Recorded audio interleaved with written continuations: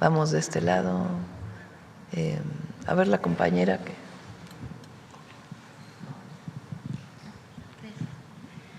Muy buenos días, presidenta, compañeros y a todos y a todas. La primera pregunta es relacionada al Mundial Social, que busca, bueno, la Copa del Mundo, los beneficios más allá de los estadios. Me gustaría saber qué indicadores estarán permitiendo evaluar si este esfuerzo realmente buscó ampliar las oportunidades para niñas, niños, jóvenes, una vez que concluya este Mundial 2026. Bueno, participaron más de 1 millón solamente en las actividades de CONADE. En el caso del IMSS, ¿cuántas personas habrán participado?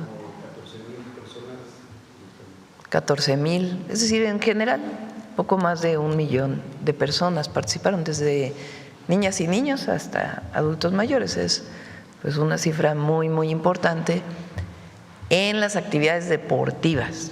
Además están los tequios que se realizaron, los murales, el rescate de espacios públicos, que fueron como otro 1 millón de personas, junto con el INJUVE, así que pues muy importante el Mundial Social. Es muy difícil acceder a los partidos, esa es la verdad. Los precios de los boletos son muy altos. Entonces, los boletos que nos llegaron al gobierno, ¿qué se hacía antes, hace tiempo? Pues se repartían entre los funcionarios públicos. Te toca tantos, te toca tantos, te toca tantos.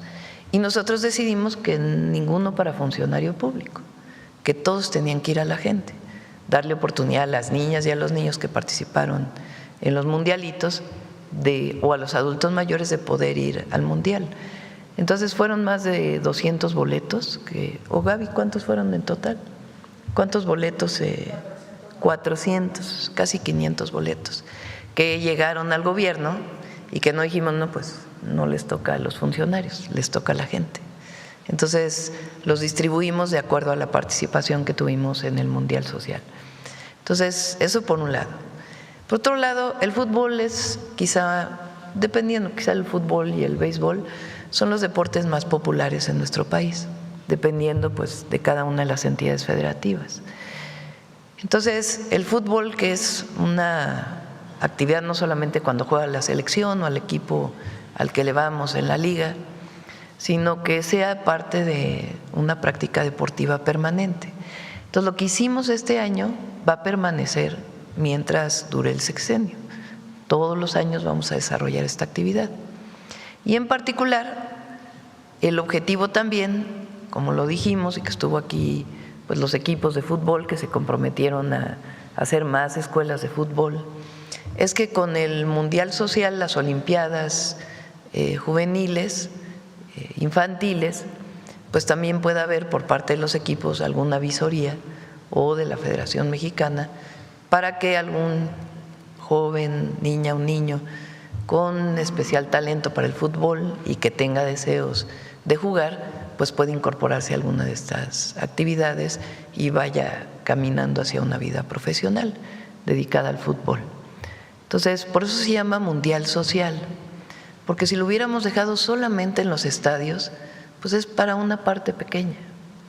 Entonces, lo primero pues es que haya televisiones en todos lados, mientras más número de televisiones, para que la gente que no tiene para poder pagar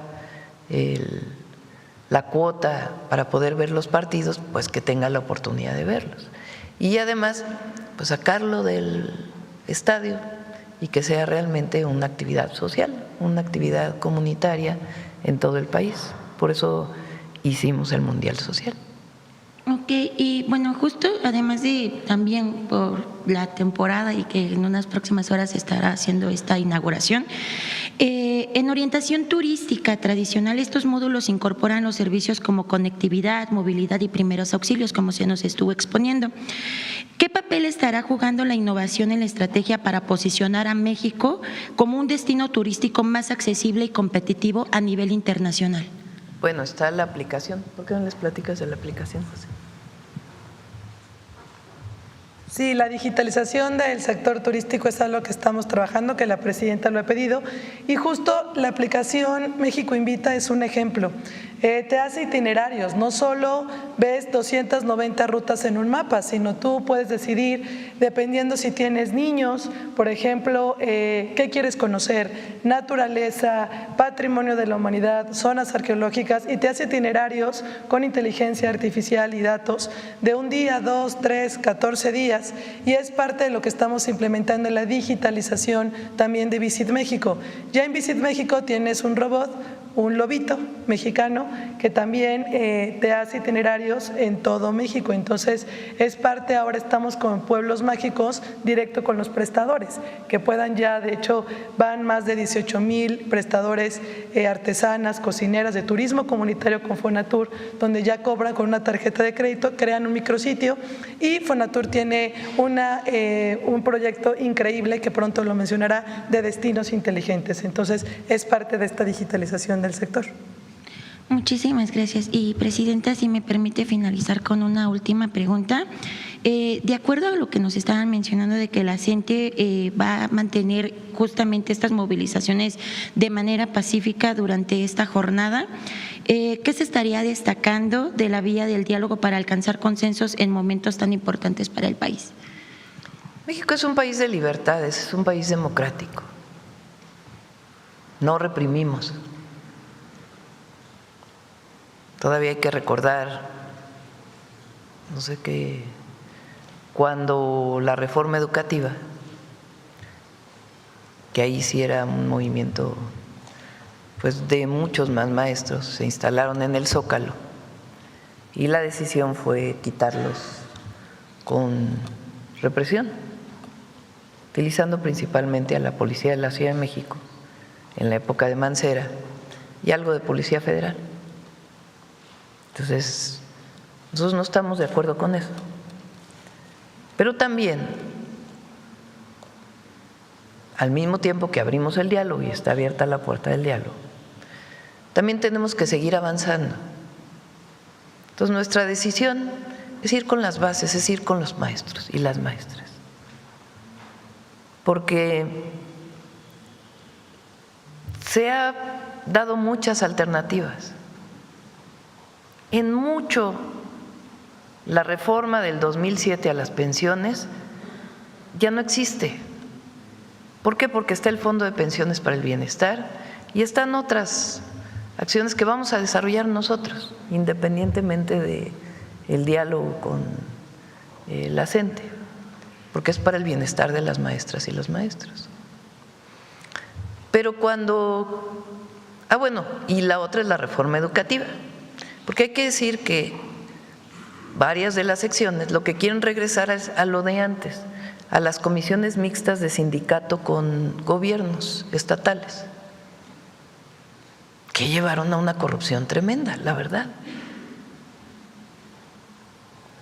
Después hizo la reforma de Peña Nieto, que quitó esas comisiones mixtas, pero era completamente punitiva. Los maestros no podían tener ni bases, ni garantía de que iban a seguir trabajando en sus escuelas, porque la permanencia dependía de la valoración, ni siquiera de los propios maestros, sino de una entidad de expertos, que de dónde salieron, pues los que decidía el gobierno. Entonces, ni una ni otra. El presidente López Obrador echó para atrás la reforma de Peña Nieto y dejó un esquema que se llama UCICAM.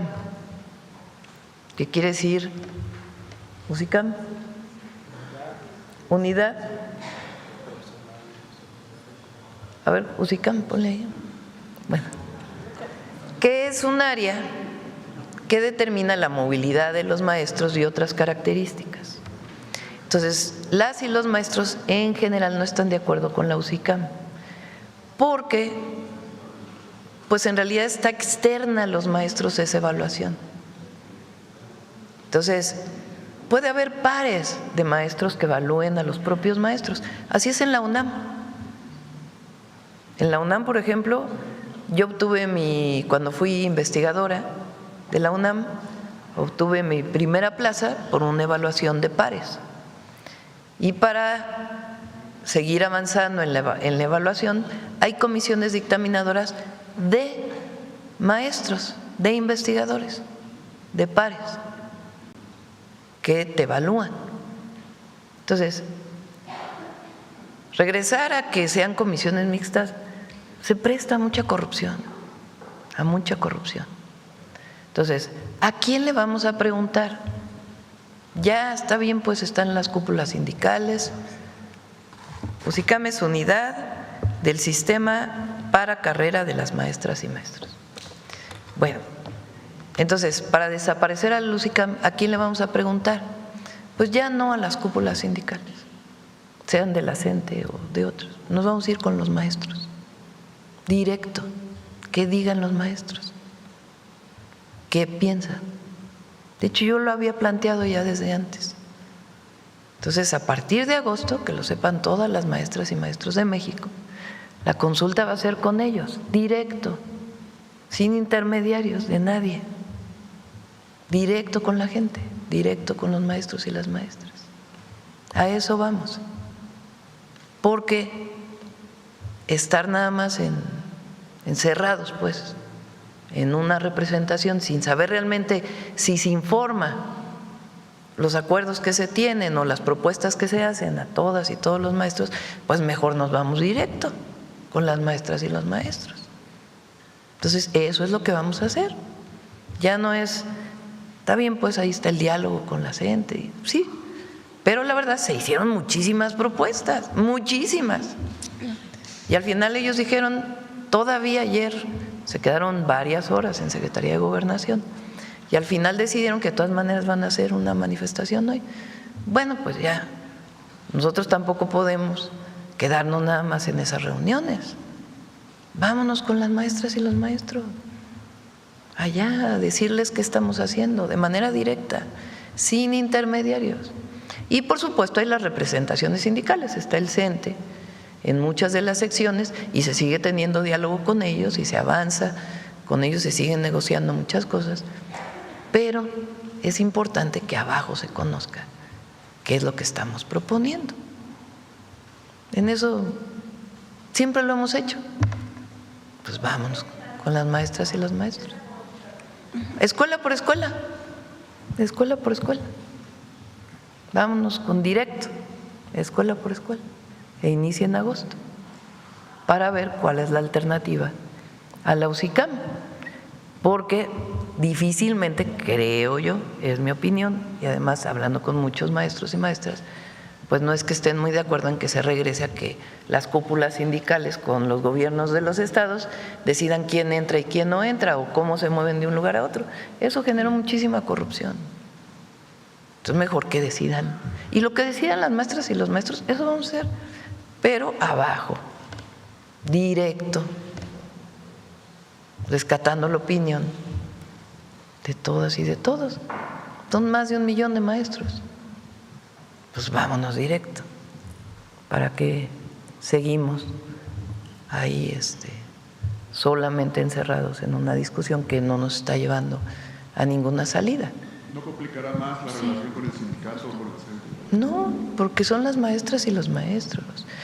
El diálogo sigue, pero queremos saber, por ejemplo, si saben las maestras y los maestros de los estados, abajo ellos, todas las propuestas que hemos hecho de manera tripartita para mejorar la condición de los maestros, porque a lo mejor no está llegando la información. A lo mejor no llega la información de que va a haber más plazas para maestros en Oaxaca o de que se está dando apoyo a las escuelas. Entonces mejor informamos directo a través de los maestros, porque también hay sus estructuras académicas, los consejos técnicos, que son estructuras académicas. Y mientras tanto no es que cerremos la puerta del diálogo, se sigue dialogando, pero pues no se puede estar de esa manera. Y con el CENTE hay un diálogo muy bueno también y seguimos dialogando con ellos. Pero en el caso de cómo echamos para atrás la USICAM, pues vámonos directo. Claro. Muchísimas gracias, presidenta. No recuerdo si lo había dicho, Inés Arroyo de ACI de Hidalgo y ACI México. Gracias. Vamos. ¿Sí? Gracias, presidenta. Buenos días. Ana Mauricio Bautista, de la Jornada de Estado de México y la Jornada de Hidalgo. En este tema de la CENTE, mencionaba que no se complicaría, que ya van directo con los maestros. ¿Cuál sería este procedimiento? La consulta sí, consejos técnicos, pero es a través de una encuesta. ¿Y quién se encargaría de esto? Vamos a explicarlo, y también vamos a hablar con las maestras y los maestros, también con el CENTE, con todos, para ver cuál es la mejor manera de consultar, pero que participen todas y todos. Hoy hay movilización de la CENTE, ya anunciaron que pues van a dirigirse hacia el estado de Ciudad de México. ¿Va a estar abierto el FanFest? Sí, va a estar abierto el FanFest. Hace un momento Clara Brugada invitó que vengan al Zócalo. ¿Usted dónde va a ver el partido, presidente? Pues vamos a ver ya, vamos a tratar de ir al Zócalo, pero vamos a ver, dependiendo cómo esté. Aquí va a estar el partido. Aquí todas y todos ustedes pueden verlo, o en el Zócalo, en el FanFest, o en cualquiera de las 18 sedes. Pero ¿y usted dónde va a estar? Pues ya les aviso en un ratito, a ver cómo estén las cosas también. Aquí hay que hacer la de emoción un poquito también. Sí. Una pregunta más, nada más, sí. Presidenta. La Secretaría de Gobernación menciona que en la movilización de anoche de las madres buscadoras detectaron la presencia de algunas personas que recibieron algún tipo de apoyo para trasladarse aquí a la Ciudad de México. ¿Tienen alguna sospecha de algún financiamiento particular? Informamos, es información. O sea, hubo colectivos de Jalisco que llegaron en autobuses. Entonces, esa es información. No, solo es la información. Y sí, ya en todo caso, pues también veremos que se les atiende, porque ayer creo que hubo un momento en que había más compañeros de la Comisión de Búsqueda y de Víctimas que de los manifestantes. Pero se les atiende, a todos los colectivos se les atiende, pero es importante señalar que había colectivos de Jalisco. Y por último, Presidenta, anoche hubo en esta manifestación en Tlalpan, César Cravioto tuvo que salir de ahí cubierto por personal del Gobierno de la Ciudad de México, y también personal del Gobierno de la Ciudad de México puso una valla para impedir el paso de los maestros. También... ¿Esto es necesario, enfrentar pueblo con pueblo, Presidente? No, no es pueblo con pueblo. O sea, nosotros tenemos que resguardar el estadio, es obvio, porque se tiene que desarrollar la actividad, además la actividad de la inauguración. Entonces tiene que resguardarse, tenemos que garantizar junto con el gobierno de la ciudad que puedan acceder los que vinieron a ver el partido. Entonces se les dejó manifestarse hasta cierto punto, antes de llegar al estadio. Eso fue lo que pasó. Muchas gracias, presidente. Sí. Bueno, vamos de este lado. A ver, la compañera. Buenos días, Presidenta Romina. Sin embargo, los acreedores de TV Azteca en Estados Unidos acusan que Grupo Salinas creó esta empresa llamada TVA 3 para transferir sus activos de alto valor e incluso la licencia de radiodifusión. Lo que ellos están señalando es que pues el empresario mexicano busca que la empresa demandada por estos acreedores quede quebrada para no cumplir con sus obligaciones. Preguntarle qué información tiene el gobierno respecto a esto. Bueno, hay una parte que es un litigio privado a los que le debe dinero allá en Estados Unidos, así tan sencillo como eso. Entonces ellos pusieron una demanda hace ya bastante tiempo. Él interpuso amparos en México, finalmente esos amparos se resolvieron en el sentido de que pues no había argumento para amparos en México de algo que debía en Estados Unidos. Entonces pues es el litigio que se tiene entre este grupo empresarial y quien le prestó dinero. Es así. ¿Los acreedores habían pedido una reunión con usted? Sí, antes de que se resolvieran los amparos, porque él en el 21, 22, o bueno, este grupo en el 21 puso unos amparos en México argumentando distintas razones. Siguieron su curso, finalmente se resolvieron esos amparos, no a favor de ese grupo, no a favor del Grupo Salinas, sino pues no dándole el amparo. Entonces, una vez que estaba resuelto eso, pues ya es directamente de privado a privado. Ellos querían la reunión conmigo antes de que se resolviera esta pues disputa que había en México.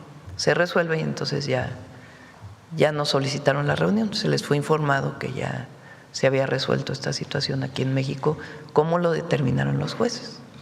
¿Y no hay un riesgo de que pueda incurrir en una maniobra similar para no cumplir con las obligaciones que, pues, con los abonos que tiene pendiente para el Gobierno de México en el caso de los impuestos que debe aquí? Bueno, en el caso de los impuestos que debe aquí, los está pagando. O sea, son más de 30,000 millones de pesos que está pagando. Hubo un primer pago de más de 10,000 millones y después se está pagando mes con mes. O sea, eso hay que decirlo. Se quería llegar a un acuerdo previo y nosotros dijimos no, hasta que no resuelva la Corte, y después la reunión, en todo caso, como a cualquier persona, es con el SAT y la Secretaría de Hacienda. No es un asunto político, es un asunto de una deuda. Entonces la está pagando. En el caso de la disputa que tiene en Estados Unidos, pues es un asunto privado, entre dos privados.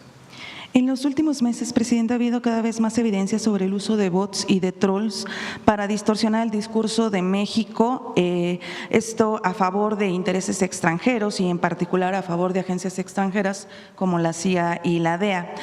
De eso se tratan campañas como narcopresidenta y pues lo narco, todos estos hashtags. ¿Esto no amerita una investigación formal del gobierno mexicano para defender intereses legítimos nacionales y para entender y exhibir quién está pagando este tipo de ataques? El día miércoles es cuando está derecho de réplica, ¿no?, de Luisa María. Ayer, ¿no? Ayer hizo una presentación muy interesante. Quien no la haya visto, está en las redes sociales del Gobierno de México, muy, muy interesante, de cómo es que se ligan cuentas, con cuentas pagadas, con bots, con robots, para generar una tendencia en redes sociales, y cómo en esas cuentas está vinculada la ultraderecha internacional y nacional. Entonces, es una investigación muy profunda y vale mucho la pena verla. Si le comenté a Luisa que si es necesario, pues la traemos aquí a la mañanera, pero está en las redes y es una investigación que se hizo entre Comunicación Social y la Consejería Jurídica, porque es importante desde la Consejería Jurídica ver pues de dónde vienen todos estos ataques. Ahí pues habría que ver si se puede poner si eso trasciende a una demanda o no, pero lo importante es que se conozca, porque da la impresión cuando uno ve las redes sociales que es un poco lo que está pasando con las manifestaciones, de que parece que el Gobierno de México está pasando por una situación en donde hay un descontento social, pero cuando uno va igual al territorio, como nos gusta ir a nosotros, la percepción es completamente distinta. Hay mucha comunicación, hay apoyo, hay relación, y además estamos informando permanentemente. Entonces, ¿qué sentido tiene generar esta visión de que el Gobierno de México no tiene apoyo popular, que está perdiendo apoyo popular, que hay manifestaciones en todo México en contra del gobierno? Entonces, tanto digitales, digamos manifestaciones digitales, armadas, como muchas de la calle, algunas legítimas y otras no tanto, que realmente pues tienen otros objetivos, que no tienen que ver con demandas legítimas, sino más bien con seguir dando esta impresión. Y sí es importante investigar, más allá de si hay una denuncia o no, sí, por qué hay asuntos que son obvios y evidentes que no hay una demanda legítima, pues sí hay recursos incorporados en estos procesos. O sea, vale la pena investigar. Y no crean que es Centro Nacional de Inteligencia, porque nosotros no hacemos eso. El Centro Nacional de Inteligencia está dedicado a trabajar para la seguridad del pueblo de México, tanto seguridad nacional como seguridad pública. Esa es su tarea, no investiga asuntos relacionados con la política. Eso es por conocimiento de la investigación que tiene la propia Secretaría de Gobernación hablando con la gente. Nosotros hablamos con la gente y de esa manera pues nos damos cuenta. Y mucho tiene que ver con pues muchos programas que existen hoy que te pueden decir cómo están ligadas todas estas campañas en las redes sociales contra nosotros. Nosotros estamos muy tranquilos. Es importante explicarlo, porque si no lo explicamos se puede generar una idea de que en efecto es así, nacional e internacional. No es así. El gobierno de México cuenta con apoyo popular, porque nosotros trabajamos para el pueblo y la gente lo sabe. No trabajamos como antes para unos cuantos. Entonces, esa relación directa de territorio pues es muy, muy importante. Y también al mismo tiempo informar cuando hay mentiras, porque hay muchísimas mentiras en las redes, y también cuando hay manifestaciones, actuar responsablemente, garantizando el derecho a la libertad de manifestación, que nosotros creemos en ello, pero al mismo tiempo informando. Por ejemplo, lo de los maestros, que son un grupo de maestros, no son los maestros. ¿Qué es lo que hemos estado haciendo? ¿Qué es lo que ha habido en el diálogo? Y al mismo tiempo, pues que ellos deciden que no quieren seguir atendiendo esta situación y que deciden mejor manifestarse. Bueno, tienen derecho a manifestarse. Nosotros tenemos que garantizar también la libertad de tránsito para poder llegar particularmente al estadio en un evento internacional de la magnitud de lo que va a haber hoy. Entonces, pues es lo que tiene que hacer el gobierno. En otro tema, Presidenta, Trump plantea la posibilidad de sustituir el acuerdo trilateral, el TEMEC, por acuerdos bilaterales con México y otro con Canadá. ¿Qué diferencias sustanciales existirían entre un esquema bilateral al actual tratado trilateral y si México tendría una posición negociadora más débil o más fuerte en un escenario de acuerdos separados con Estados Unidos? Esto en comparación pues a lo que existe actualmente con el TEMEC. Nosotros, en primer lugar, queremos que se mantenga el tratado, porque beneficia a los tres países, no solo beneficia a México o a Canadá, también beneficia a Estados Unidos. Les pongo un ejemplo. Hoy los vehículos en Estados Unidos aumentó el precio de manera muy significativa. Fíjense, en la canasta, bueno, no sé si se llame canasta, en la inflación en Estados Unidos se toma en cuenta el valor del vehículo. Aquí no, aquí es productos básicos, pero en Estados Unidos sí cuenta. Y se han elevado mucho los precios de distintos productos, incluidos los vehículos. Y nosotros creemos pues que es parte de haber aumentado aranceles a muchos países y también a México. Entonces, ¿cómo se benefician Estados Unidos o el pueblo de Estados Unidos? Pues si baja el precio, si se mantiene como estaba el tratado o mejores condiciones, pues obviamente va a bajar el precio de los vehículos. Pero como los vehículos hay muchos otros productos. Esa es una forma de beneficiarse a Estados Unidos, pero hay otras. El empleo no es que es un beneficio que caiga el empleo en México para que suba en Estados Unidos. Está demostrado que con el tratado, el TEMEC, quizá el Telecam fue distinto, pero con el TEMEC, que por cierto lo hizo Trump, el presidente Trump en su primer periodo, es uno de sus mejores logros, es de él. Y si hay temas, pues se pueden atender, obviamente, pero es uno de sus grandes logros de su primer periodo. Y benefició a Estados Unidos, porque está demostrado por muchos textos que aumentar el empleo en México no va en contradicción con el aumento de empleo en Estados Unidos. Al contrario, aumenta el empleo aquí y aumenta el empleo allá porque se fabrican cosas distintas y en muchas son complementarias. Entonces, si aquí se fabrica una parte de un vehículo y allá otra parte, pues obviamente aumenta el empleo en los dos. No es uno a costa del otro. Y a veces, si no se fabrica aquí el vehículo, no necesariamente va a aumentar mucho más el empleo en Estados Unidos.